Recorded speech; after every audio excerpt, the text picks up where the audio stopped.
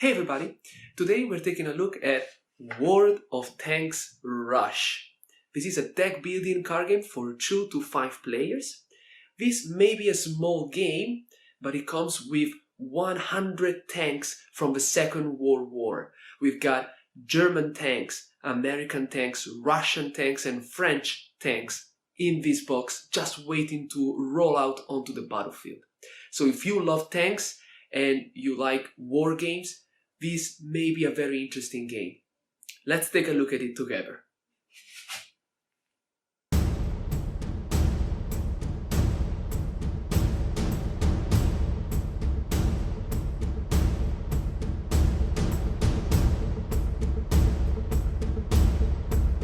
This is World of Tanks Rush. This is a deck building card game for 2 to 5 players. Here I have set up the game for 3 players.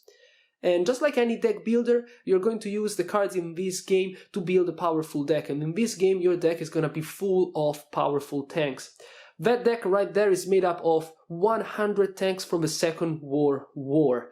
That's pretty impressive. That's a lot of tanks. At the beginning of the game, you're going to reveal 4 cards here from the top of this deck. These 4 cards are going to make up for the market. Then, as players will claim these cards here from the market and add them to their decks, you're going to reveal more cards from the top of that deck. You see here we've got a lot of tanks, 100 tanks from the Second World War. I honestly didn't know that there were so many, and they all have different names. These 100 tanks, that are all different, and it's quite impressive. There's a lot of tanks here in this game. And if you're an expert on the Second World War, I'm certain you're going to be able to recognize some of the tanks that we got in this game. To me, they all look pretty much the same. They just have different names, and the illustrations are pretty cool. I think the illustrations come from the video game of World of Tanks. But still, even by looking at the illustrations, they pretty much just look the same to me, okay? I don't really see the difference there from one tank to another. Anyway, this is the market, okay? So during the course of the game, you're gonna spend your resources, the resources that you got in your deck, to purchase those tanks and add them to your deck. You're gonna build a powerful army of tanks. These cards down here, these are your free bases. They represent your headquarters. And during the course of the game, players will try and attack your bases to destroy them. You're going to try and protect them, okay? And at the same time, you're going to try and launch attacks with your tanks on the other bases controlled by the other players. These cards are going to be worth points at the end of the game, so you shall try to protect yours and destroy the other bases, the bases controlled by the other players. This is your starting deck, just 6 cards. You're going to shuffle these cards together, okay? And they're going to make up for your starting deck, just 6 cards. These cards are pretty basic. You see there are no tanks in these 6 cards here. You're going to shuffle these cards, then you're going to draw 3 cards. That's going to be your starting hand at the beginning of the game. You're always going to start your turn with 3 cards. That's how many cards you're going to draw from the top of your deck. Then you're going to set aside here the rest of the cards. This is the rest of your deck. You're going to use these 3 cards here to purchase the tanks that you got right there. If you have a tank in your hand, you can go ahead and deploy it on the battlefield and maybe launch an attack, or use one of your tanks to protect one of your bases. I'm going to show you how you do that in a second.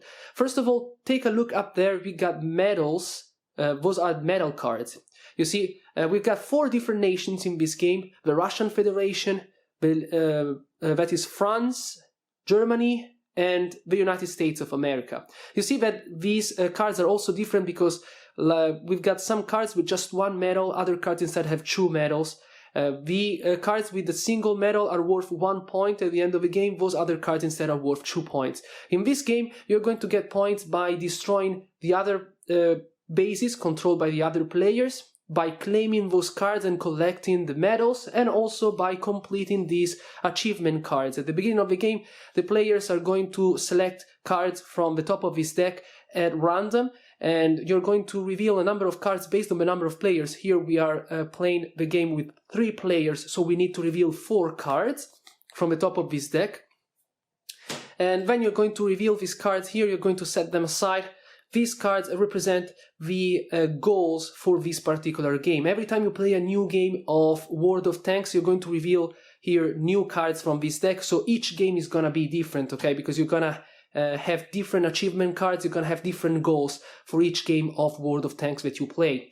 Here these cards, for example, tell you the 4 main objectives for this game here that we've got going on right now, okay? This card, for example, tells you that you should try and collect as many American medals as you can, because at the end of the game, if you got more medals of this type than the other players, you're gonna be able to claim this card and you're gonna get 5 points. These other cards here, they all set different goals, different objectives. This card here, for example, tells you that you need to have more cards in your deck than the others to be able to claim this card. And this card, again, is going to be worth 5 points at the end of the game, okay? So players should keep an eye open here on these achievement cards, because they're going to get a lot of points by getting one of these cards here, one or more of these cards here. But these cards are going to be assigned to the players during the final scoring at the end of the game. Let's now focus here in the center of the table on the cards that we got in our starting hand. So this is our opening hand, these are our 3 cards. So we can go right ahead and play our first turn, and we're going to start with the market phase. We can use this card. You see the symbol right here in the corner. This card provides us with 1 resource. We can spend the resource given by this card to purchase a tank right there. The price is indicated right here in the bottom left-hand corner of the card.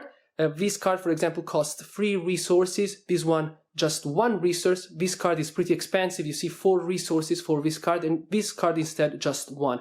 Here we got 3 tanks that are American, and this tank instead is French.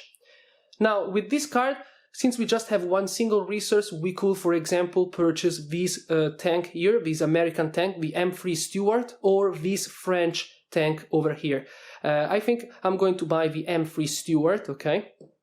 I'm going to spend the resource here, I'm going to acquire this card. Now, these 2 cards are going to be placed in our discard pile, next to our deck. Down here, we're going to place them here. Whenever you run out of cards in your deck, these cards, the cards that you place in your discard pile, they are going to become your new deck, your new draw pile. Then you're going to have to fill up here the empty slot that you left right there in the market. You're going to slide this card to the side. You're going to reveal a card here from the top of the deck. And this tank instead is Russian. You see there's the symbol right there of the Russian Federation right there. Okay, now with these other 2 cards, now this card is pretty much useless. With this card, you can use the effect of the flag. You see the symbol right there. With this card, you can just purchase multiple tanks. As a rule in the game, you can purchase only 1 single tank during the market phase, but if you have this card in your hand, you can purchase as many tanks as you want, providing that you got enough resources to purchase all of them, okay? So this card is pretty much useless. We're just gonna discard it into our discard pile. This card here instead has got a special ability. This symbol down here at the bottom, this symbol here is a special symbol in the game. You see, these cards, they all have, like, some of these cards have special symbols down there at the bottom. And you got a card here in your play area. All the players are going to get this card here. This is a quick reference card, or the player aid card, with all these symbols here on the 2 sides of the card. You see the card is double-sided. So during the course of the game, if you forget what these symbols stand for, you can just double check here on this card that you got right here on hand, in case you forget, okay? In case you want to make sure that you know what these effects are used for, okay, what these symbols are used for. Now this card, for example, we can remove this card from the game and we can claim another tank from the market with a cost of just 1 resource. So we could claim here the Russian tank or the French tank. I'm gonna go ahead and claim here the French tank, the D1. I'm gonna place it here into my discard pile. And the other card instead has been placed here to the edge of the board. Here we've got this other card. This card is the graveyard, the cemetery. And here we are going to place all the cards that get removed from the game forever. Okay, now we're gonna have to again replenish the market. We're gonna slide these cards here to the side. We're gonna reveal a new card from the top of the deck. And this is pretty much the end of our first turn. We have been able to purchase 2 tanks from the common market. At the end of our turn, we have to pass the turn to the next player, the player here to our right, okay, this player here. When you pass your turn, you need to remove this card from the market, and you're gonna have to reveal 1 new card from the top of the deck right there. So all the players, whenever they end their turn, they're gonna have to do this, okay, slide the cards and reveal a new card from the top. Okay, now it will be this player's turn, then it'll be this other player's turn, and then let's say that it's back to us. We are going to play our second turn. We're going to draw this card here, the cards that are left in our deck, the other 3 cards. With these cards, we can just purchase the tanks that we got there in the market, because you see these cards just provide us with free resources that we can spend during the market phase. I'm gonna skip this phase right now because I've already showed you how you acquire the tanks. So let's keep a bit forward. Let's shuffle these decks again and let's draw 3 new cards. Let's see if we get to draw a tank. No, unfortunately, we do not get a tank here, so we're gonna draw other 3 cards because I want to show you how you get to use these tank cards, okay? So let's now say that this is our the third turn, okay? And now you see in our hand we've got a tank that we acquired previously during our one of our previous turns. We got the D1, this French tank right here. First of all, we're going to spend these 2 resources to acquire a new tank. Here we've got 1 + 1, 2 resources, and again, we can acquire just 1 tank from the market. We're going to buy this tank right here. This one costs 1. No, actually, we're going to buy that tank over there because it's a bit more powerful than this other one here. This tank is German, by the way. You see, we got the name right there. This name is very hard to pronounce. The tanks have got their original names written on the cards. You see this tank here, this is the name P1. It's impossible to pronounce that name.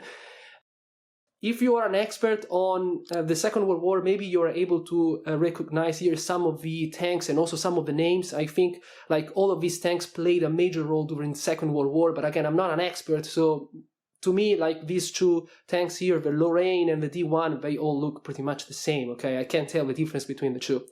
Now, we're going to spend these 2 resources and we're going to buy this other French tank. We want to do that because it's a very good strategy to build your deck with tanks from the same nation. And I'm going to tell you why in a second. So these 2 cards have been used. We have acquired this new tank, the Lorraine, and we're going to place these cards now down here into our discard pile next to our deck. Again, we need to refill the market with a new tank right there. Now with this tank, we have the D1 in our hand, so now we can go ahead and deploy this tank. We can simply discard it if we don't want to use it, but in this case we do want to deploy the D1 from our hand. We are going to deploy this tank as a protective unit here to protect one of our 3 bases here. We're going to place it here on top of this base, and now any player attacking us, if they want to destroy this base, they first need to destroy the D1, the tank that we placed here to protect the base, okay? So let's say that, for example, the other player here to the right was able to acquire this M12 on a previous turn, and now he has deployed this M12 here on his turn. Now he can use that tank to launch an attack on us. And now there's going to be a fight here between the M12, which is an American tank, and our French tank here, the D1. Now, you're going to simply check the power and the defense of the 2 tanks. You see up here, we've got these 2 numbers, you see. The first number is the firepower of the tank, and 1 that is the defense of this tank. This is also a special ability. Like I told you before, all these cards have got their own special abilities, okay? This is an American tank, the M12. The M12 is going to attack the D1, you see, it's got just 1 power, 1 toughness, 1 defense. This is a light tank. The other tank right there, I think that was a medium tank, so it's a bit more powerful. Now, since the power here is higher, it's got to be equal or higher than our defense, this attack here coming from the M12 is going to hit right on target, and it's going to destroy our D1. We have to discard this card, and that player controlling the M12 is going to get an American medal, because this tank is American. This card is going to be placed in this player's discard pile next to their deck, down here, you see. This is their deck, we're going to place the card here. This card, the tank that has been used for the combat, this card is also discarded down here into the discard pile. And this is how you perform an attack on another unit, okay, on another tank that has been placed here to protect one of your bases. You can also attack the base. You can attack the base directly if the base is not protected by a tank. But if you attack with just the D1, okay, with this tank, the light tank, that has a firepower of 1, attacking a base with that tank is not going to be useful, actually. That is a very stupid move, because with this tank, you're not going to be able to destroy a base. If you're attacking with this tank another player, you're just going to deal 1 damage to that base. The base is going to be turned sideways like this, but it's not going to get destroyed. To destroy a base, you need to deploy a heavy tank. And we've got a heavy tank right here, the one that has been discarded. This here, for example, this is the M6. Let me focus. There. This is the M6. This is a heavy tank. You see, it's got a firepower of 2 and 2 defense, 2 toughness. This tank is a beast. It's really powerful. This is also an American tank, the M6, very powerful tank. It costs quite a lot. As you see, 4 resources to purchase that tank. If you're attacking with the M6 and you are targeting one of the bases, attacking with this heavy tank, you can destroy a base and you can claim the card here. The base from the other player. You can now place it here into your discard pile. This base is now part of your deck. So unfortunately, when it comes to attacking another player, if you are attacking with the heavy tank, then you can go right ahead and you can destroy a base with just a single attack. Otherwise, if you want to destroy a base using this tank here, the light tank D1, you're going to have to make a combined attack, and you're going to have to play another tank of the same nation. So for example, if you have these 2 cards in your hand, by deploying these 2 tanks and attacking with them together, you can still destroy a base. This is how you attack the bases controlled by the other players.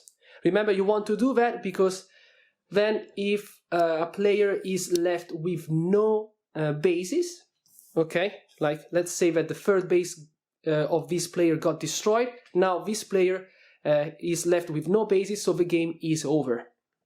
At this point, there's going to be a final scoring. All the players are going to tally up their points. The points are given by the bases that you were able to conquer that belong to another player, then any medal that you've got in your deck, okay?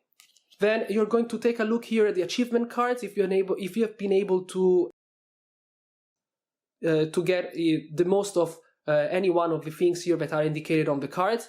If you got, for example, a deck that is bigger than the other decks of the other players, you'll be able to claim this card, and this card is going to give you 5 points. You're going to tally up their points, and then if you have more points than the other players, you'll be the winner of the game.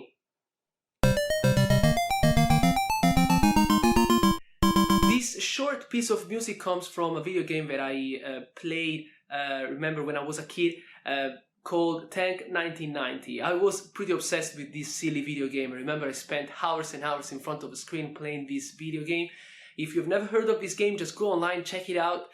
because I remember it was a lot of fun to play this game. Tank 1990. In that video game, you are controlling a little tank where you're moving around the map and you're shooting at the other tanks and you're protecting your base, but your base shall never be destroyed, otherwise you lose the game. And I remember it was a lot of fun, and in between the levels, the different stages, the different levels, you got this short track that I played before. It was a lot of fun to play that video game. I remember I've got some very nice memories of me as a kid playing that game with my sister, with my family. And for this reason, it was also a lot of fun to get into this game here, because pretty much what you were doing in that video game, you're doing it also here in this card game.